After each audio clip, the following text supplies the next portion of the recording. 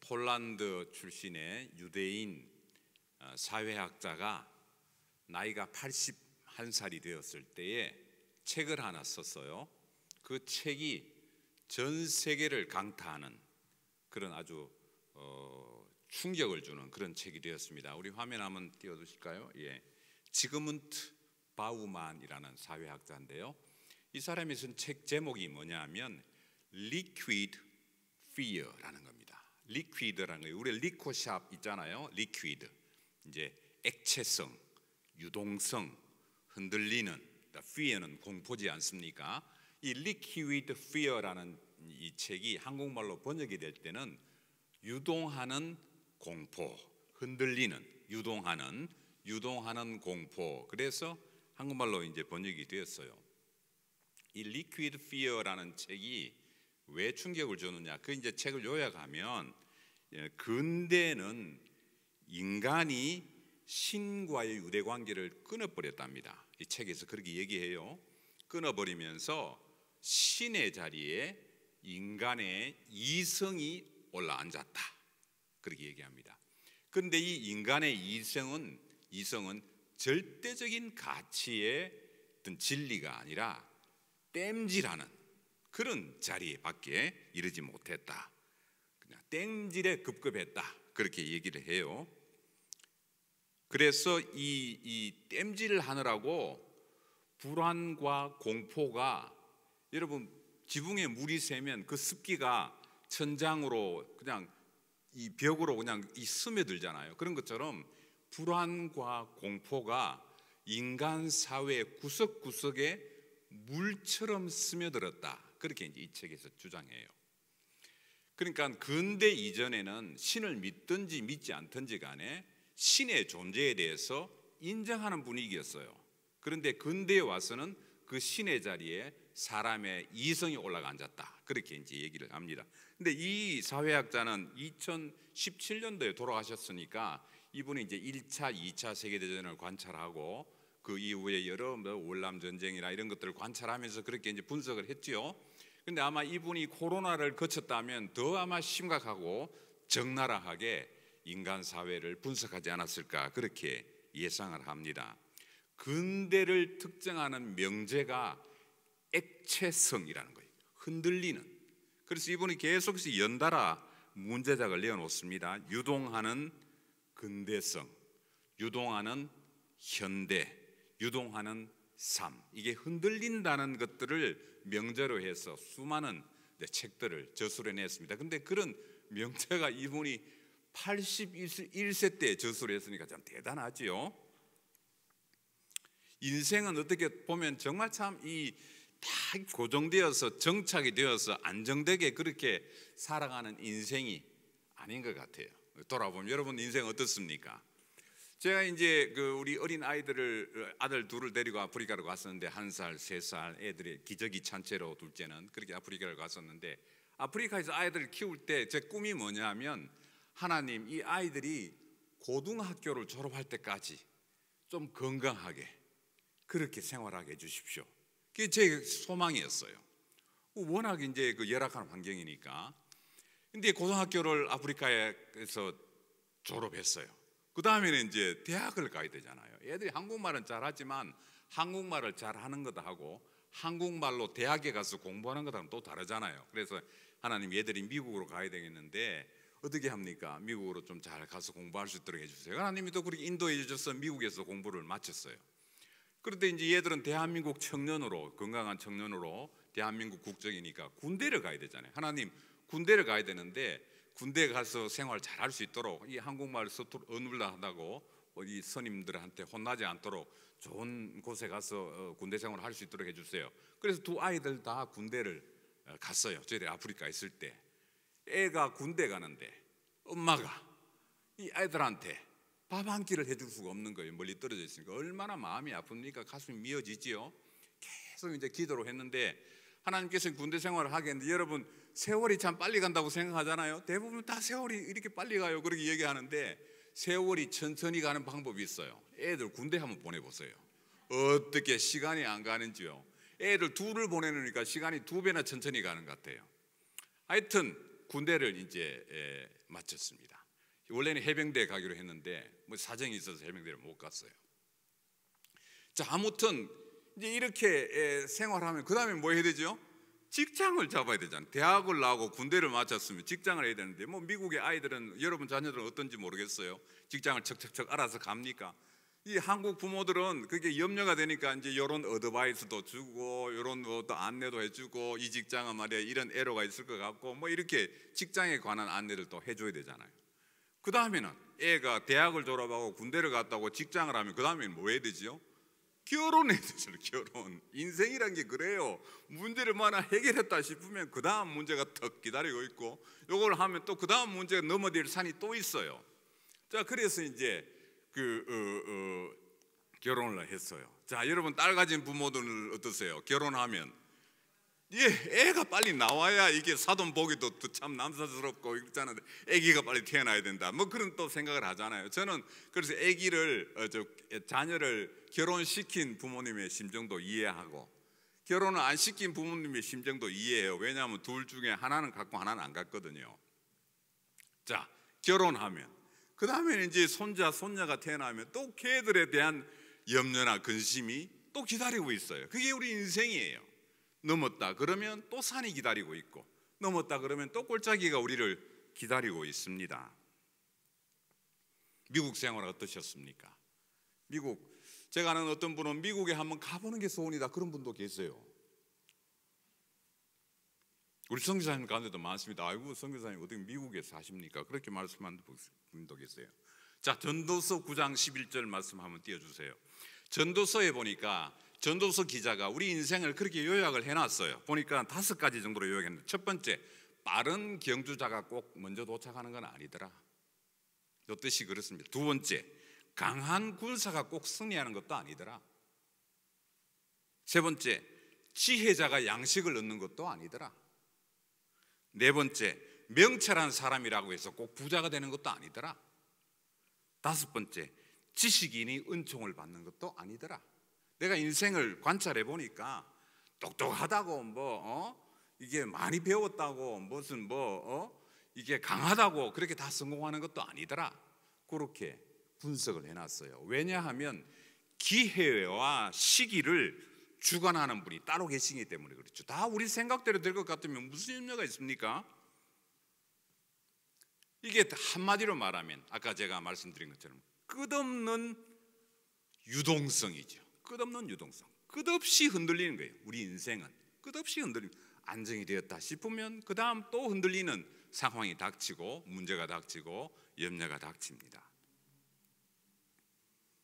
오늘 본문, 읽은 본문의 내용들은 우리가 익숙하게 잘 아는 내용이지요. 그런데 이 내용이 있기 바로 몇 시간 전에 무슨 일이 있었냐면 5,000명, 남자만 5,000명, 뭐 여자 어린애들 합치면 한 2만 명 정도 된다고 추정합니다.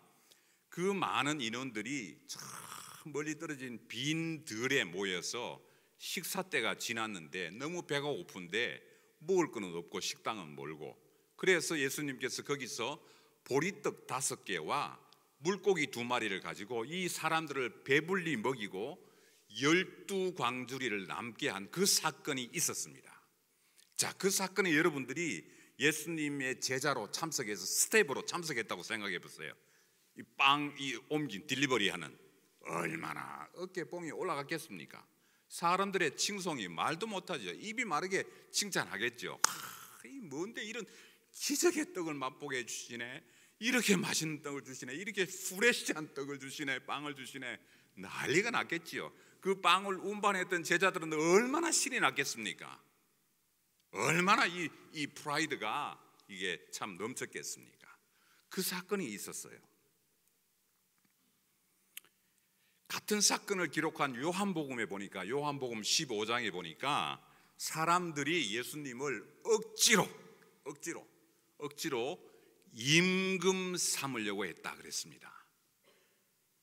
그렇겠죠. 군중들, 무리들 입장에서는 저 사람을 우리 그 리더로, 지도자로 세우면 우리 먹는 게 해결되겠네.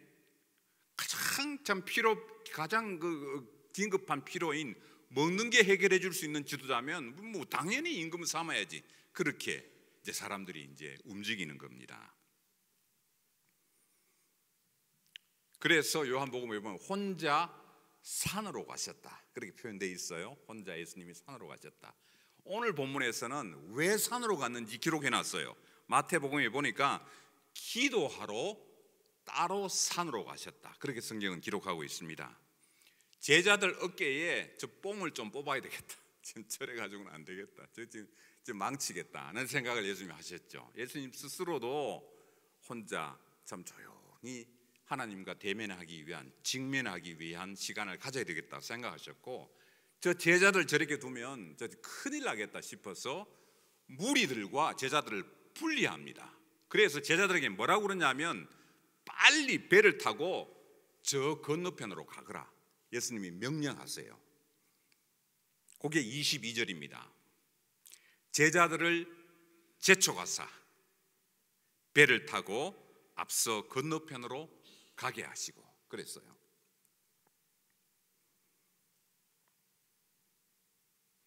잘 따라오고 계시죠? 저는 설교를 쉽게 하려고 많이 애를 씁니다. 저희 아버님도 목회를 하셨고 큰아버님도 목회를 하시고, 그렇게 해서 어릴 때부터 저는 목사가 안 되려고 그랬어요. 제가 목사가 되려고 작정을 할 때는 그때 한국에 휘몰아쳤던 그 참 대단했던 목사님이 김진홍 목사님이셨어요. 참 나는 저 김진홍 목사님처럼 참 쉽게 부드럽게 그렇게 하시면서도 재미있게 그렇게 말씀을 전했다, 그 각오로 목사가 됐거든요.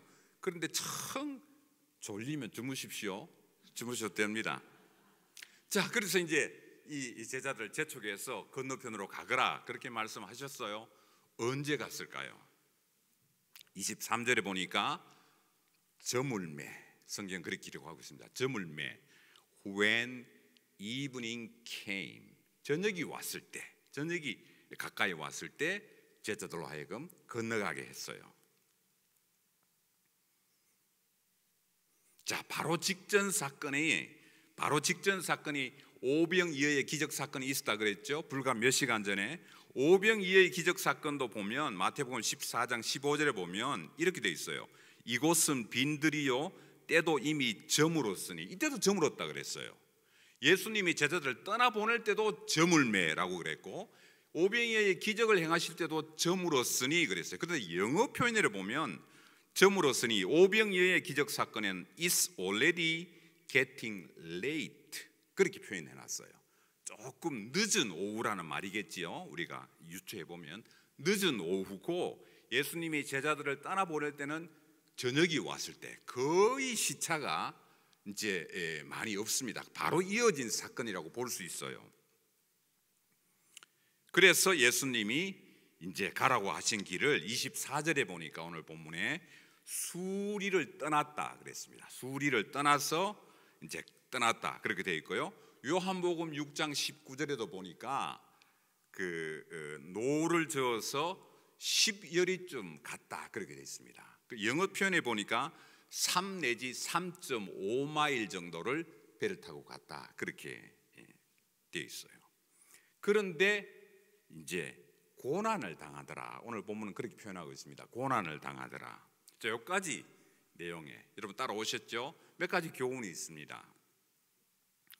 인생에는 고난과 역경이 있습니다. 제가 만나본, 이 북가주에 만나본 어떤 여사님이 계시는데요, 이렇게 얘기해요. 선교사님, 저는 좋은 신랑 만나가지고 미국에 와서 잡을 안 가져봤어요. 그런 분 만났어요. 여러분 중에도 혹시 계십니까? 그런 고귀한 분이 계십니까?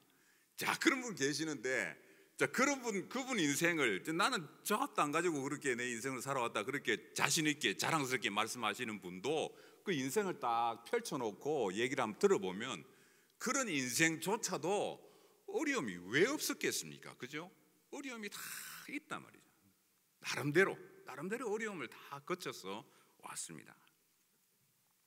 그런데 심지어 오늘 본문의 제자들이 바람을 맞아가지고, 지금 본문에 보면 역풍을 맞았다 그랬더니 역풍, 맞바람을 맞았어요. 심지어 예수님이 가라고 한 길이에요. 예수님이 건너가라 그랬어요. 그러면 예수님이 순풍을 마련하셔가지고 저 뒤에서 부는 바람을 해서 조금만 노를 줘도 배가 술술 나가면 얼마나 좋습니까? 예수님이 가라고 하는 그 길인데 역풍이 불었어요. 있을 수 있단 말이에요. 열심히 신앙생활을 하려고 하는데 더 잘 안 될 수도 있어요. 더 힘들 때도 있어요. 내가 저 사람을 사랑하려고 하는데 유독 더 내 마음을 힘들게 할 수도 있어요. 그게 우리 인생의 그 성경의 교훈이에요. 예수님이 가라고 하는 그 길도 심지어 역풍이 있을 수 있다. 또 어떤 때를 보면 내가 저쪽으로 가고자 하는데 옆바람이 불어요.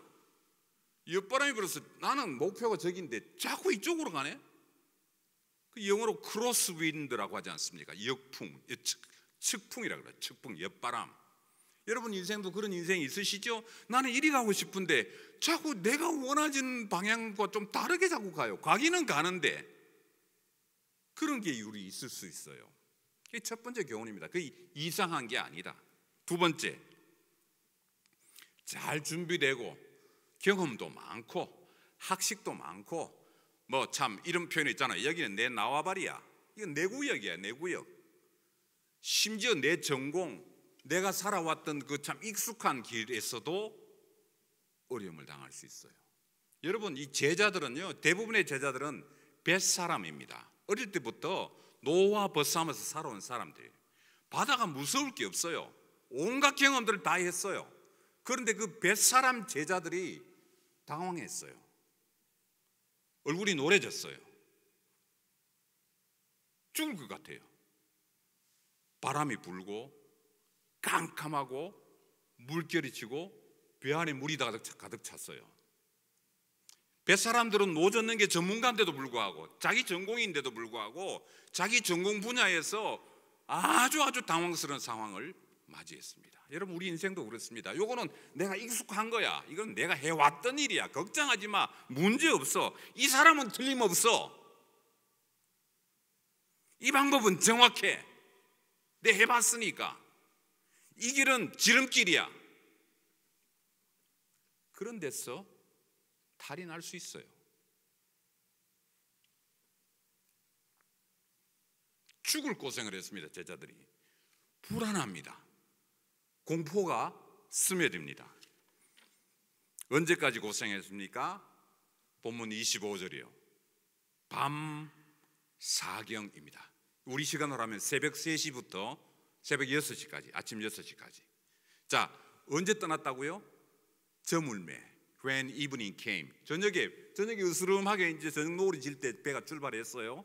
밤새도록 노를 졌는데 3km 내지 3마일 내지 3.5마일을 갔는데 죽을 고생을 해서 금방 갈 수 있는 길인데 죽을 고생을 했어요. 맞바람이 부니까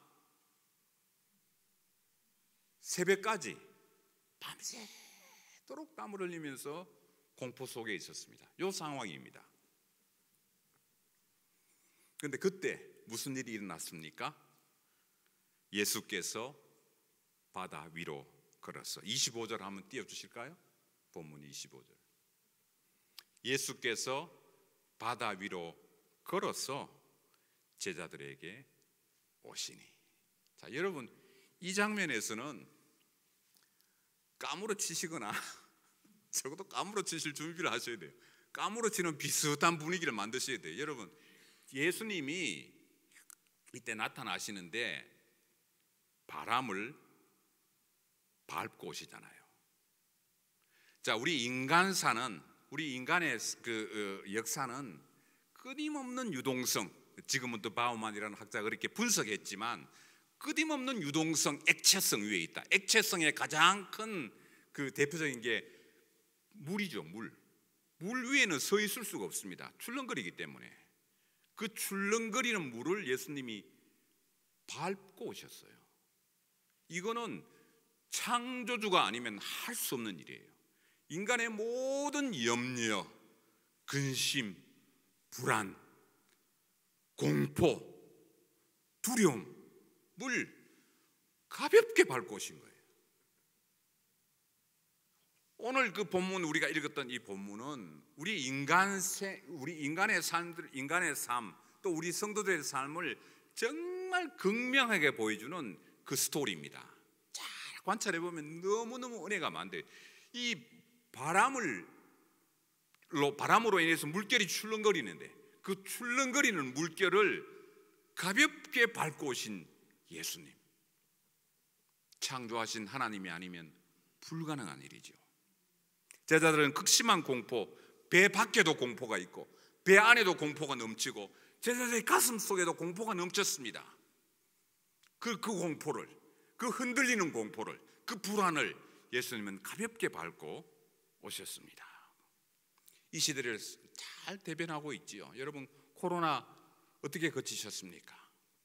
전 인류가 이 불안한 유동성 위에 놓여져 있었지요. 끝없는 전쟁, 끝없는 자연재해들, 온갖 사건과 사고들, 공포가 물처럼 넘실대는 그런 세상을 우리가 살아가고 있습니다. 과연 누가 이 물처럼 흔들리는 공포를 밟고 오실 수 있나?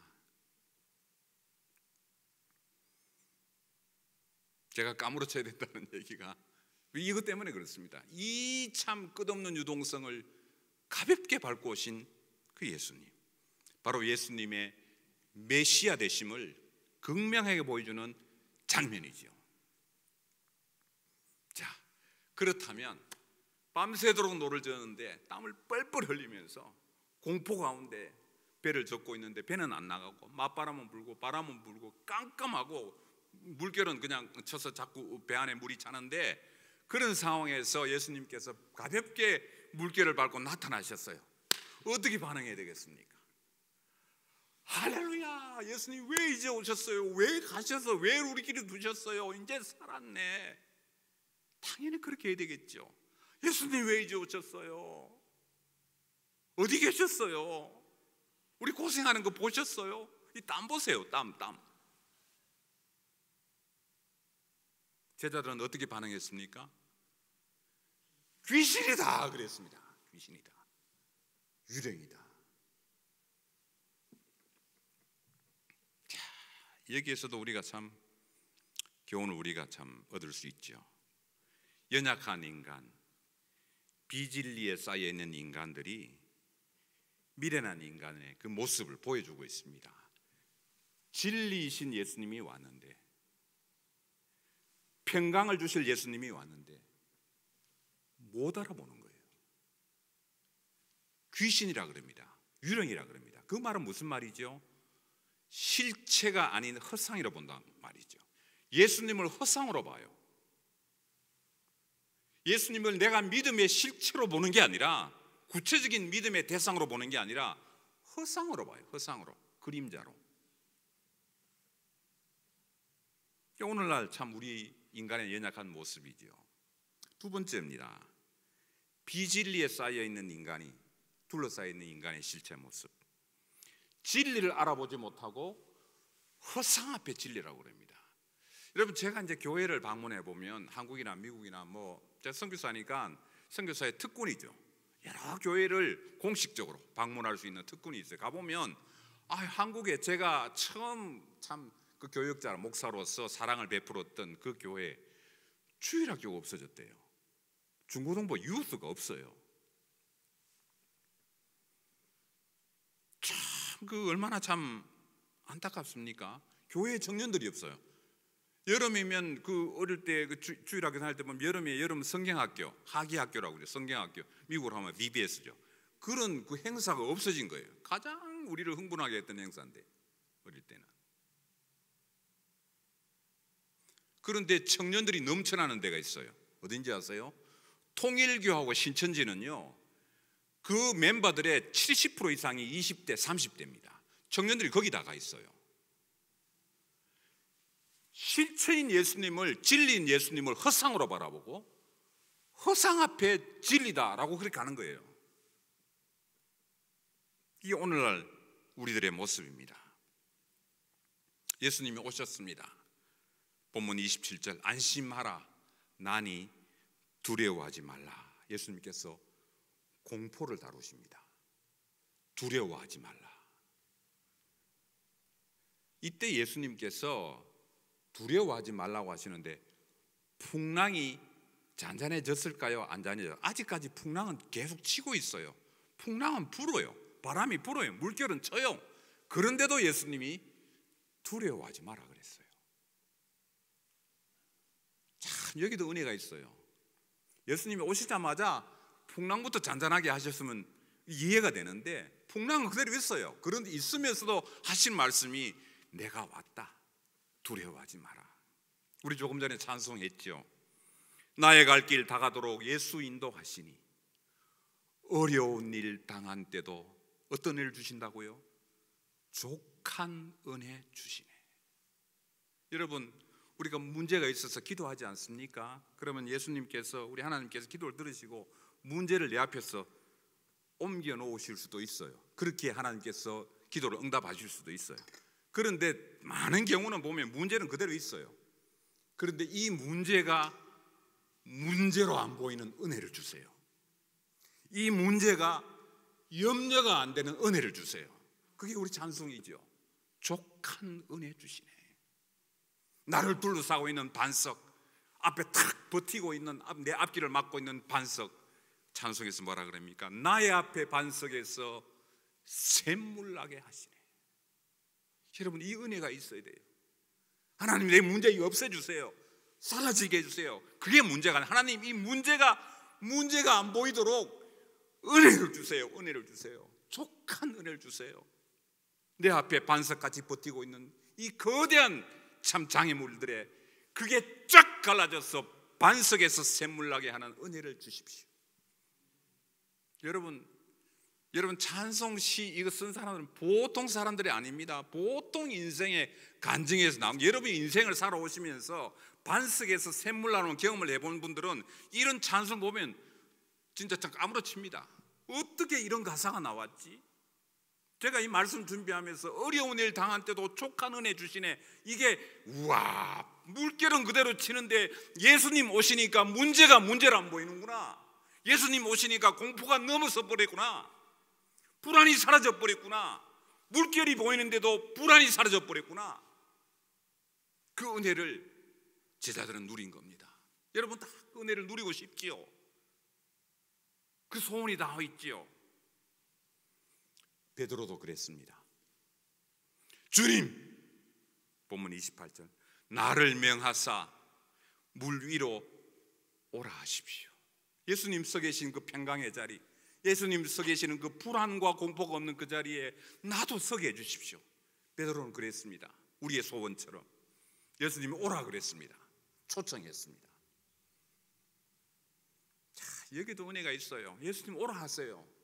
너 그런 믿음 가지고 안 된다, 택도 없다, 안 그랬어요. 오너라.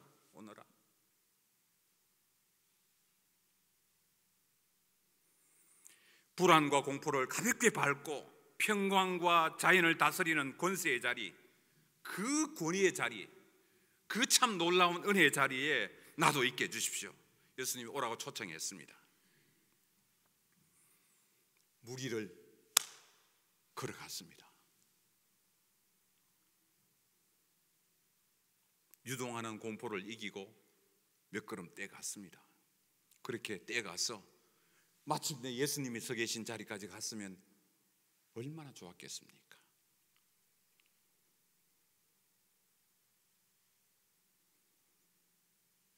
(30절에) 보니까 바람을 보고 무서워 빠져가는지라 그랬습니다. 예수님 보고 갔으면 갔을 거예요.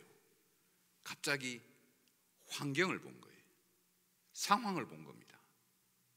그때 다시 무서움이 베드로의 가슴을 채웠습니다. 여러분, 제가 한번 질문 드릴게요. 사람이 물에 뜬다는 것은, 물체가 물에 뜬다는 것은 물에 가라앉는 중력과 물에서 떠받치는 부력, 이게 있는데 부력이 세면 뜨겠지요. 부력이 약하고 중력이 세면 가라앉겠죠. 그 원리지 않습니까? 그게 물리학의 원리지요. 자, 요 순간에 베드로의 몸무게가, 중력이 변해서 지금은 부력에 의해서 떠가다가 갑자기 베드로의 이 몸무게가 무거워져서 빠지게 됐을까요? 베드로의 몸무게가 변했을까요? 그 순간에 베드로의 몸무게는 그대로 있었겠지요. 뭐가 바뀌었습니까? 자, 우리가 너무 기쁠 때, 너무 기분 좋을 때 어떻게 표현하죠?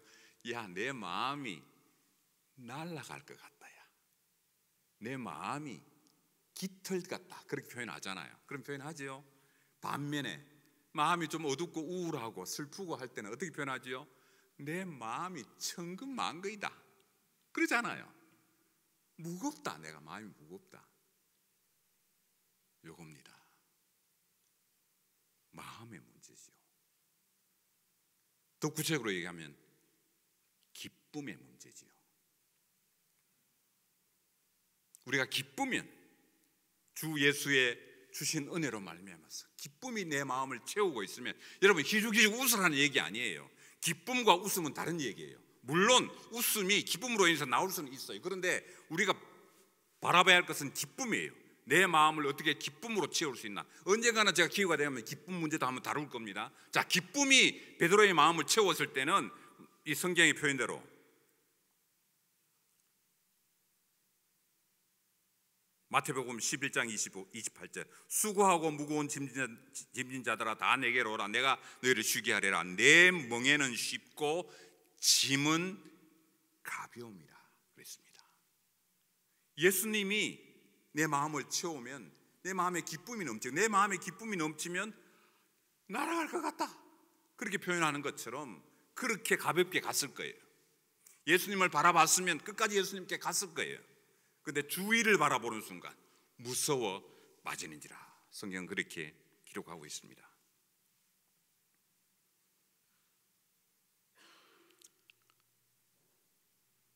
(31절) 예수님이 정확한 판단을 하세요. 진단을 하세요. 야, 베드로야, 믿음이 없는 자야, 왜 그렇게 참 어리석은 이 상황을 지금 만드느냐, 그렇게 탓하지 않으셨어요.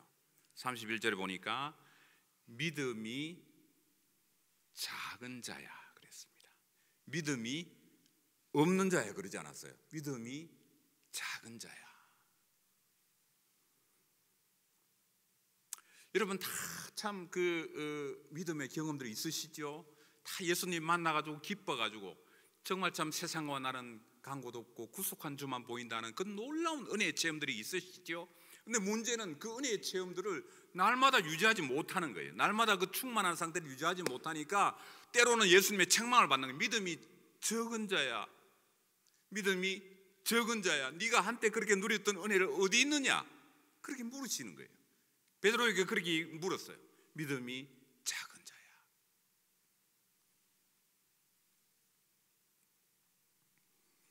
바람을 보고 물결을 보고 환경을 보고 상황을 보는 그 순간에 두려움이 찾아온 거고, 그 찾아온 그 순간에 믿음을 놓쳐버린 거죠.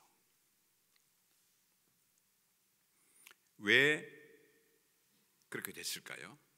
본문은 의심하였느냐 그렇게 질문합니다. 의심하였느냐. 우리가 신앙생활을 이렇게 하다가 보면 이 신앙생활에 장애가 닥칠 때가 언제냐면 의심이 될 때가 있어요. 진짜 하나님이 선하신가? 그렇다면 bad thing happen to good people. 왜 착한 사람에게 나쁜 일이 생기지?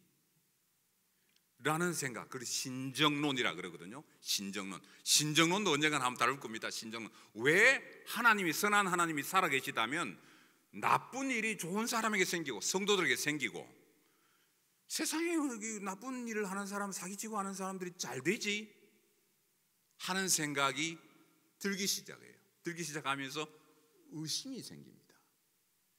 신앙생활을 이렇게 하는 건 맞는가? 의미 없이 교회 생활하는 것 같은데, 교회 생활하고도 별거 없는 것 같은데 라는 생각이 들 수 있어요. 그런 의심들이 우리의 믿음을 흔듭니다. 그래서 교회 다녀도 불안해요. 불안하고 공포가 있을 수 있고, 때로는 불만도 있고, 그게 다 의심에서 오는 믿음의 균열 상태입니다. 어떻게 해결할 수 있습니까? 결론입니다.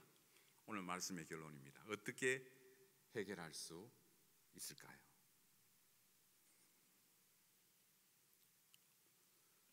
자, 풍랑이 잔잔해졌습니다.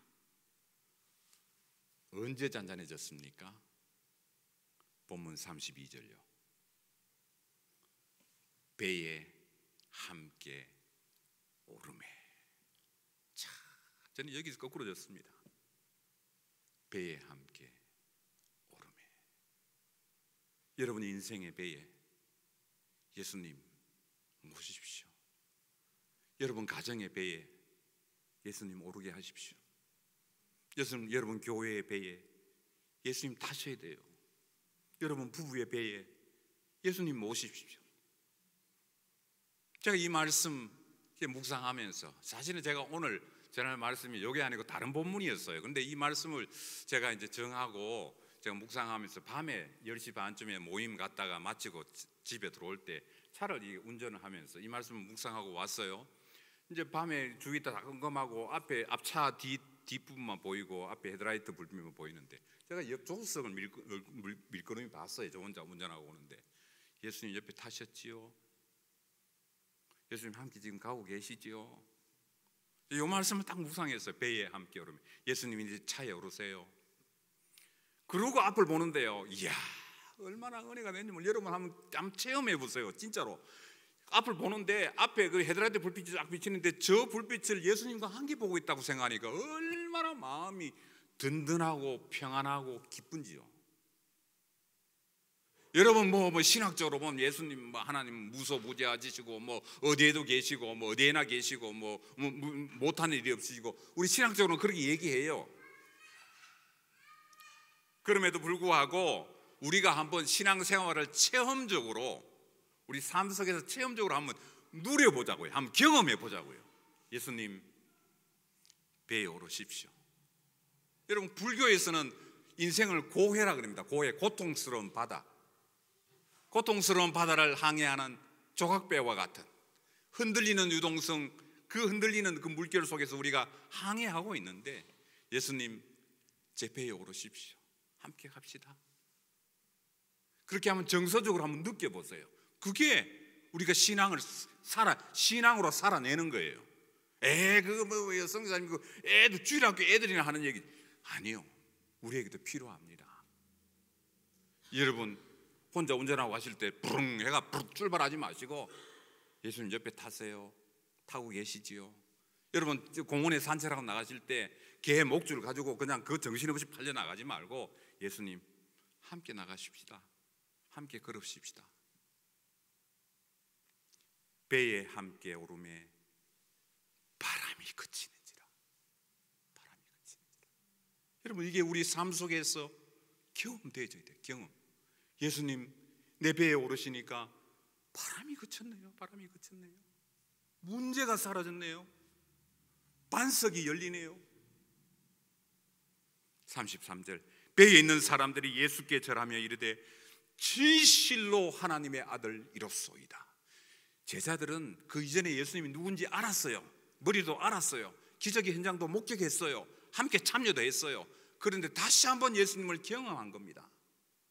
그래서 절하면서 정말 하나님의 아들이십니다. 예수님을 몰라서가 아니라 알았지만 다시 한번 경험한 거예요. 여러분 그 경험이 여러분들에도 있기를 소망합니다.